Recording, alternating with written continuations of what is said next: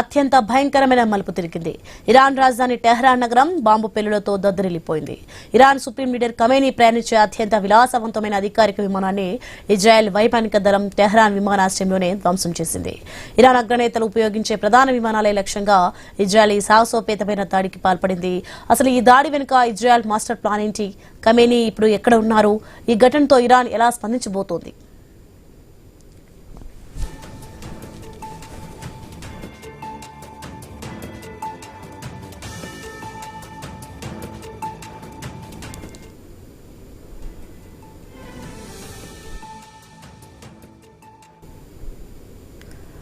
ఇక Israel గర్జించింది. Iran గడ్డపై అడుగుపెట్టి మరీ శత్రువు వెన్నులో వణుకు పుట్టించింది.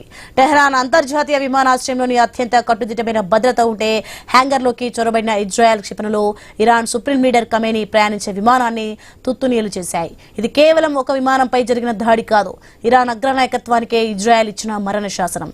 కేవలం ఖమేనీ విమానమే కాదు, ఇరాన్ ప్రభుత్వ పెద్దలు ఉపయోగించే మరికొన్ని కీలక యుద్ధ విమానాలను కూడా ఐడిఎఫ్ లక్ష్యంగా చేసుకుంది.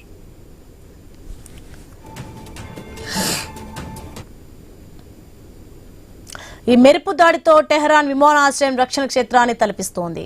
రన్వేలు ధ్వంసమయ్యాయి. విమానాశ్రయం ఆవరణలో ఎగిసిపడుతున్న మంటలు ఇరాన్ అసమర్థతకు నిదర్శనంగా కనిపిస్తున్నాయి. ఇజ్రాయెల్ గూఢాచార సంస్థ మొసాద్ ఇచ్చిన పక్కా సమాచారంతోనే ఈ ఆపరేషన్ జరిగినట్లు తెలుస్తోంది. తమ అగ్రనేత విమానం పేలిపోవడంతో ఇరాన్ సైన్యం షాక్ లో ఉండిపోయింది.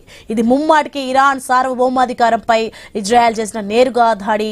ఇక ఖమేనీని లేదా ఆయన కుటుంబ సభ్యులను భయపెట్టడమే లక్ష్యంగా ఇజ్రాయెల్ ఈ పని చేసినట్లు రక్షణ రంగ నిపుణులు విశ్లేషిస్తున్నారు.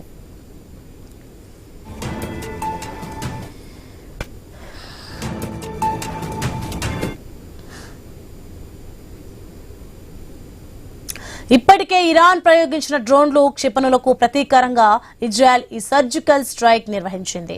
తమ దేశంపై దాడి చేస్తే శత్రువు ఇంట్లోకి వచ్చి మరీ బుద్ధి చెప్తామని నెతన్యాహు సర్కార్ ప్రపంచానికి చాటి చెప్పింది. ఈ ఘటనతో పశ్చిమాసియాలో ఉద్రిక్తతలు పరాకాష్ఠకు చేరుకున్నాయి.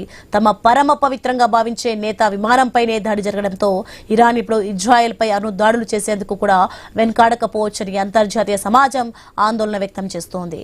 యుద్ధం ఇక ముగిసేలా లేదు, ఇది కేవలం ఆరంభం మాత్రమే అని ఇరు దేశాల తీరు చూస్తుంటే అర్థమవుతోంది.